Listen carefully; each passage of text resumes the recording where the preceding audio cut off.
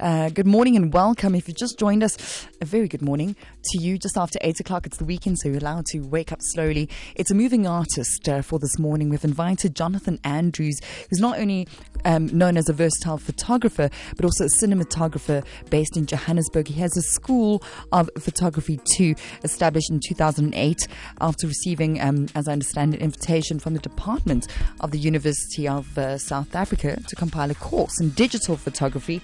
And hence JASP was formed. Good morning, Jonathan, and welcome. Morning, thanks for having me. Now, photography as such, was it a passion that began very young, or was there a certain life direction that took you in discovering that photography, particularly that obviously of digital photography in our reality and information age, is where you need to express yourself in, and also take it further as a career?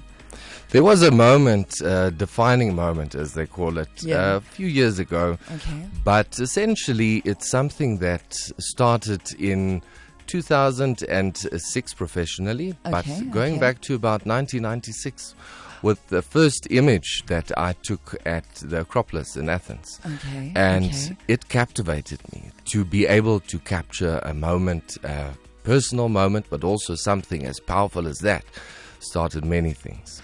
I can just imagine at the Acropolis. I mean, quite a daunting scene and setting. What was it in that moment that inspired you to take that particular photograph 10 years prior, as you had mentioned, 1996, while prior to 2006, and taking it seriously? You see, photography is the ultimate way of expressing.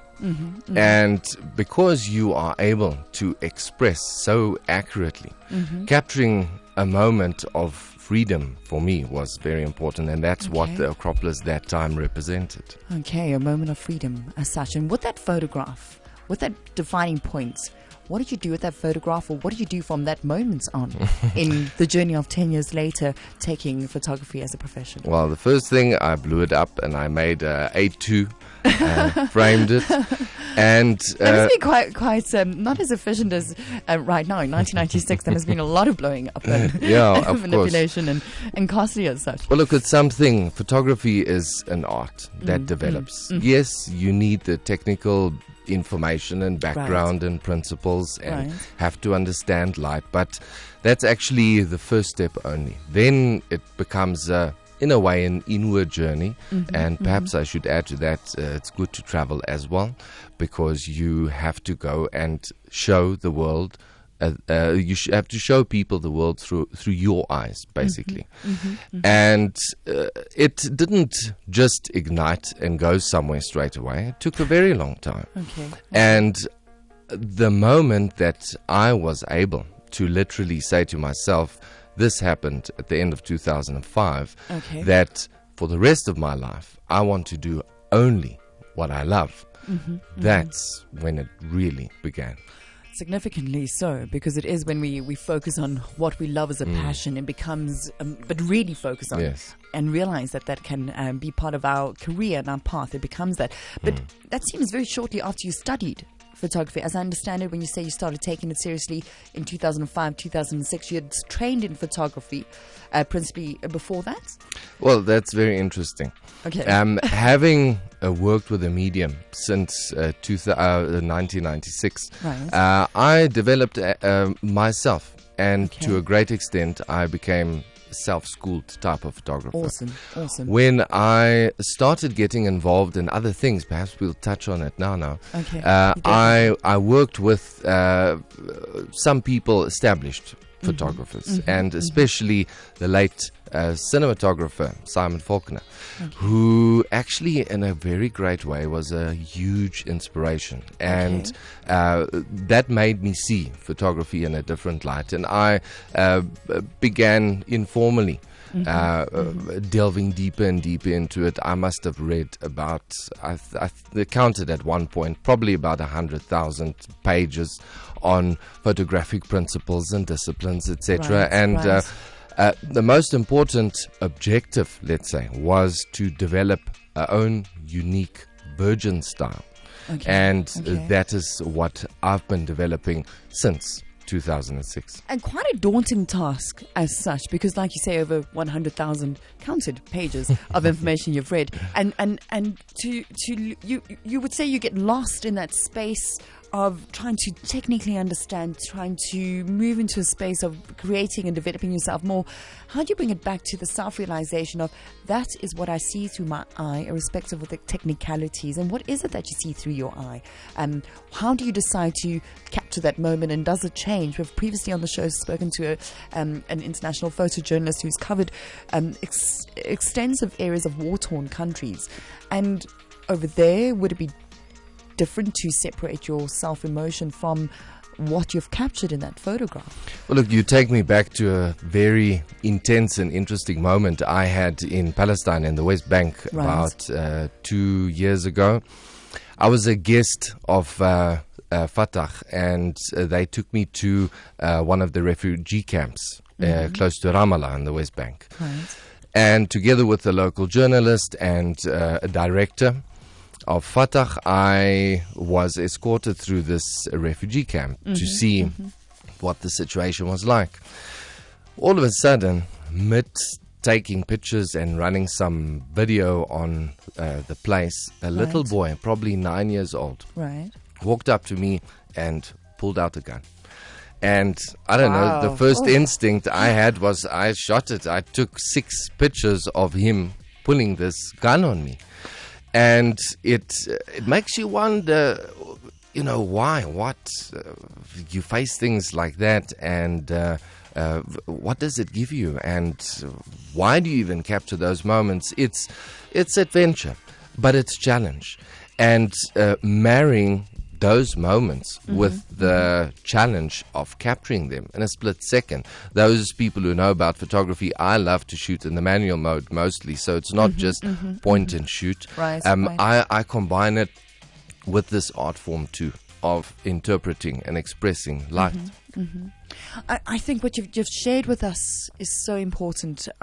I would have broken down and cried, because I think guns are one of the absolute worst pitfalls of our society, and for a child of 9 to have that. I need to ask you one thing, and perhaps we'll keep that for after the break. We're going to take a quick break, but I think most importantly what I'd like you to share with us right now is, in that moment of snapping that shot, what ran through your mind beside the absolute? Is there a focus on technicality, or when you see this child with a gun, was there a bit more? I actually discussed this photograph during one of the training sessions at my school of photography, and I use it as an example of how to plan, ironically. Okay. Okay. It's such a classic example of a very high contrasting scene that you have to capture. There's a shadowed bit in the photograph, and there's a very light bit in the photograph. And because I like to shoot in the manual mode, which means that you literally manually control your camera, set the exposure, the aperture, shutter speed, etc. Surprise moment. I had prepared to take a photograph of the entrance way to this refugee camp. And I had done my settings already, and I was perfectly set up on my camera. Exposure would have been great, so all that was left to do was wait for the right moment. I wanted to capture someone or people entering the refugee camp, and you have to be lucky too. So I got this child with a gun. I'll ask you next what the child's reaction was to you shooting him with a camera. We're speaking with cinematographer and photographer Jonathan Andrews for Moving Artists this morning.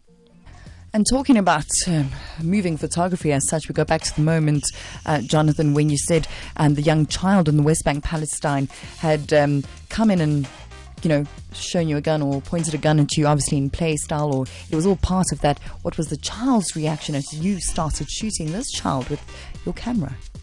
Well, obviously, I was far more intimidated than what he was. Okay. And I wasn't sure because you just. Okay. Yeah. It was just threatening, and they disappeared soon after and joined a huge bunch of kids playing and running around in the refugee camp. What was striking to me was that I didn't understand what these people felt.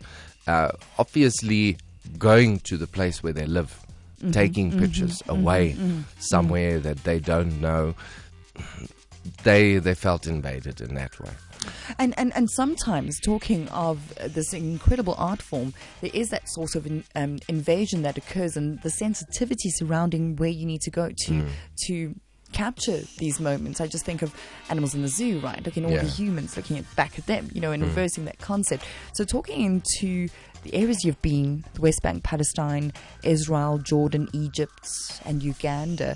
And what was the journey like? Where did it begin? Was it Egypt just recently? Look, and why the choice of these places? Well, everything actually started with a trip to Israel in 2006. Right. I was part of an archaeological excavation team. Oh, how lovely. And the project was to excavate an ancient Phoenician harbor city called Dor. It's at Nachshalim, close to Haifa. On the Mediterranean coast. Right. And I started toying with the idea of capturing moving images.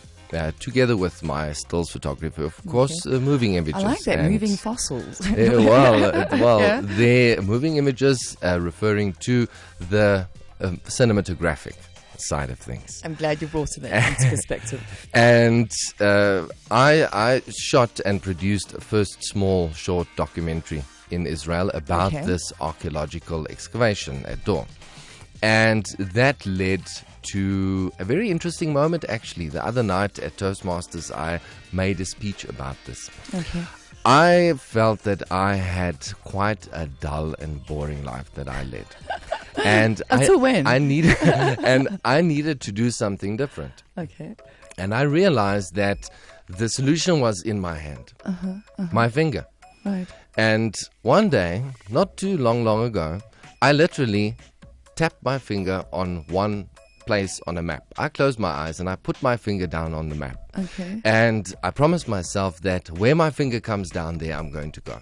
And it was? Came down on East Africa, Uganda. Okay. Started researching Uganda a little bit, and I was very surprised and pleasantly surprised to find that Uganda was home to the endangered mountain gorillas. They said that the source of the Nile was in Uganda. Beautiful. Wow. They also, I found reference to a very important rock art site. It's called Nero. Right. And this has a very interesting geometric rock art tradition. And what interested me most, actually, was that Winston Churchill said that Uganda is the pearl of Africa.